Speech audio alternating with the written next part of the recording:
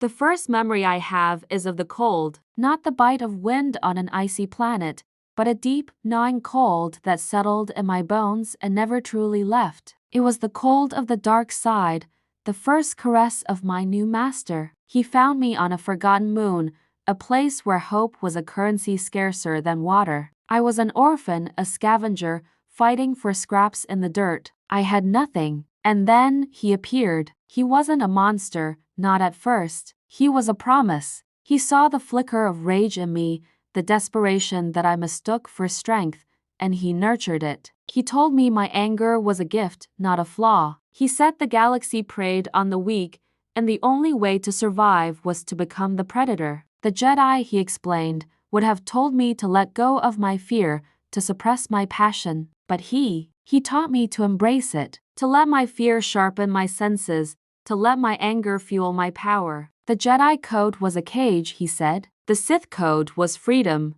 My training began not with a lightsaber, but with my mind. My master would force me to relive my worst memories, the hunger, the loneliness, the beatings I took from older, stronger children. He made me feel every ounce of that pain, that humiliation, until it was a boiling cauldron inside me. Good, he would hiss, his voice a low rasp that vibrated in my very soul. Feel it. Let it consume you. That is your power. That is your birthright. He taught me to draw on that cauldron of hate, to pull it from my gut and shape it. My first act of true power wasn't elegant. It was raw, a clumsy push of telekinetic force that sent a stack of cargo containers crashing down. It was messy, chaotic, but it was mine. I had never felt so alive. The world, which had always felt like it was pressing in on me, suddenly felt small, something I could bend to my will. The physical training was brutal. He would pit me against training droids programmed to be relentless,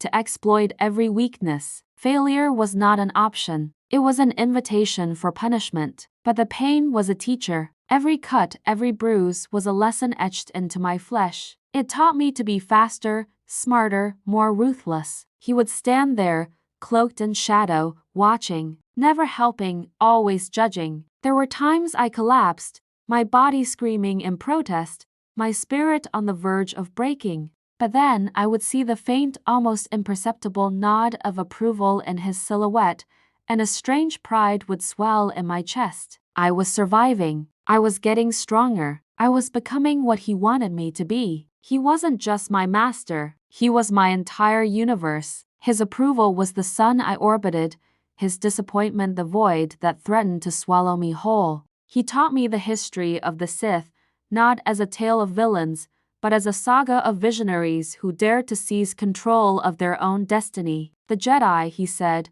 were stagnant, bound by archaic rules and a foolish belief in a passive force. They served the light, but the light only illuminates, it doesn't create, it doesn't conquer. The dark side, he whispered, was the true engine of change. It was ambition, it was passion, it was the will to power made manifest. He showed me ancient texts, holocrons that pulsed with a malevolent energy. In them, I saw the great Sith lords of old, figures of immense power who reshaped the galaxy. They weren't just warriors, they were philosophers, scientists, artists of destruction and creation. They understood that true peace isn't achieved through balance, but through absolute control. The Jedi sought to serve the Force. The Sith sought to command it. The first time I held a lightsaber, it felt wrong. It was a Jedi's weapon, a tool of their flawed philosophy. My master presented me with a kyber crystal. It hummed with a soft, gentle light, a pure energy that seemed to reject my touch. A Jedi would bond with this crystal, he said, his voice dripping with contempt. They would listen to its song, beg for its power. You will not beg, you will command. He instructed me to pour all of my pain, my rage, my hatred into it, to make it bleed. I closed my eyes and focused on that cauldron inside me. I remembered the hunger, the cold, the faces of those who had wronged me. I channeled every dark thought, every selfish desire, every drop of ambition into that crystal. It fought back. The pain was excruciating, a psychic scream that echoed in my skull. It felt like my very essence was being torn apart. But I pushed harder, fueled by my master's silent, expectant presence. And then, something snapped. A deep, guttural cry escaped my lips, and when I opened my eyes, the crystal was no longer white. It was a deep, wrathful crimson, the color of blood,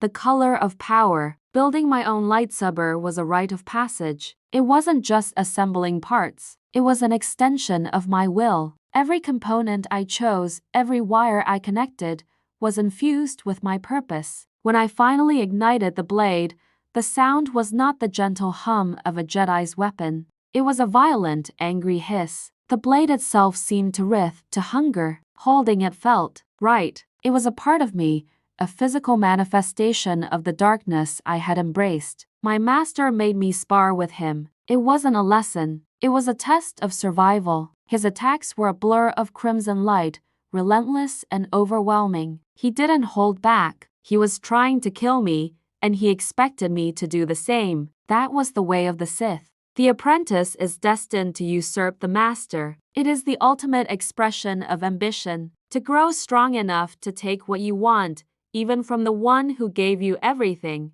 Our duels were a brutal dance of death, and with each one, I learned. I saw the galaxy not as a place to live in, but as a thing to be conquered. Every planet was a resource, every person a tool or an obstacle. Compassion was a weakness, mercy a fatal flaw. I was sent on missions, small tests of my loyalty and skill, sabotage, information gathering, and eventually, elimination. My first target was a minor political figure who had become an inconvenience to my master's plans. I remember standing in the shadows, watching him with his family. They were laughing. The sight stirred something in me, a faint echo of a life I might have had, a life of warmth and connection. My master's voice echoed in my mind, a telepathic whisper. They are weak. Their sentiment is a chain. Break it. I raised my saber. The man's pleas were pathetic. He begged for his life, for his family. In his eyes,